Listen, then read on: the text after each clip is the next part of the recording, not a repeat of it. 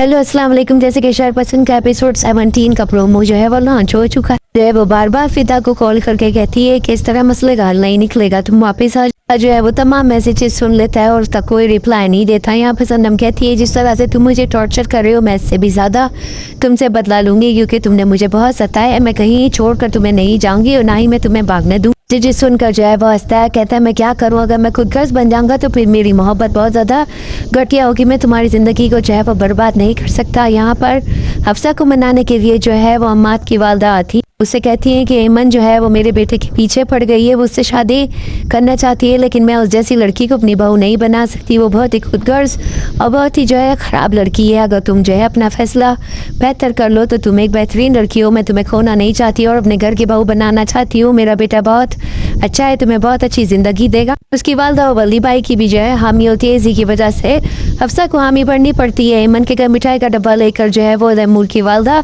आती है और सबका मुँह मीठा करवाती है, जिस पर दादी और बड़ी वाली बहन जो है वो पूछती है आखिर आंटी ऐसी कौन सी खुशी है जिसके लिए मिठाई लेकर आई है। रूबीना के भी बार बार पूछने पर वो बताती है कि मैंने अपने बेटे का रिश्ता उसकी पसंद से तय कर दिया, पूछेंगे नहीं कि कहाँ पर गया, जिस पर सब पूछते हैं तो वो बताती है कि मैंने जो है वो शाजिया की बेटी हफ्सा के साथ अपने बेटे अम्माद का जो है वो मंगनी तय कर दी है। यहाँ पर ऐमन जो है वहीं पे सबके सामने रोने लगती है और मिठाई जो है मुंह में से निकाल कर फेंकती है, जिस पर उसकी बहन और उसका भाई कहते हैं कि तुम्हें क्या अपनी दोस्त के जो है वो रिश्ता हो जाने पर इतना रोना आ रहा है, जिस पर जो है वो कमरे में अपने आप को बंद कर लेती जो है। वो सब ऐमन को बाहर निकलने के लिए कह रहे होते हैं, उसी में फरासत भाई आ जाते हैं। वो कहते हैं अगर तुम बाहर ना निकली तो मैं जो है वो दरवाज़ा तोड़ दूंगा, जिस पर जो है उसको बाहर निकलना पड़ता है। वो कहती है आप लोग तो एक लम्हे के लिए मुझे जो है अंदर भी नहीं रहने देते। यहाँ पर फरासत भाई को पता चल जाएगा कि उनकी बेटी जो है वो इमाद को पसंद करती है और गलत फहमी की बिना पर ये सब कुछ हुआ, क्योंकि वो उसे अपनी बहू बनाना नहीं चाहती थी। इसी चक्कर में उसने हफ्सा की बेइज्जती की, लेकिन अब तो हफ्सा के साथ ही उन्होंने रिश्ता तय कर दिया। सनम का दोस्त और उसकी वाइफ जो है वो सनम के घर आएंगे। फरासत भाई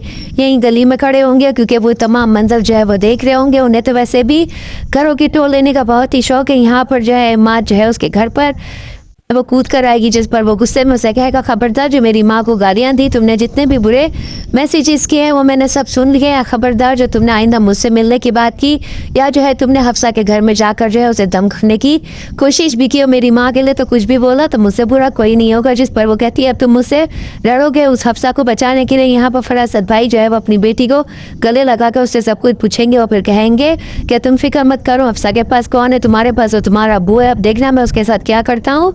वो कहीं की भी नहीं रहेगी, ना ही कोई खुशी मना सकेगी। आज जो है वो हफ्सा के घर मिलने के लिए आएगा और उसे कहेगा कि अब मुझे लग रहा है कि मेरी अम्मी ने मेरे लिए बेहतरीन फैसला किया है, तुम बहुत अच्छी हो। यहाँ पर जो है फरासत भाई अपनी बेगम को कहेंगे मैं ऐसा नहीं था, मुझे मेरे अल्लाह ने ऐसा बनाया है और इस दुनिया ने ऐसा बनाया है, इसमें मेरा कोई कसूर नहीं है, अल्लाह ने ही मुझे ऐसा बनाया है। नेक्स्ट एपिसोड में और क्या होगा, चैनल के साथ बने रहे, लाइक करें, शेयर करें और सब्सक्राइब करें।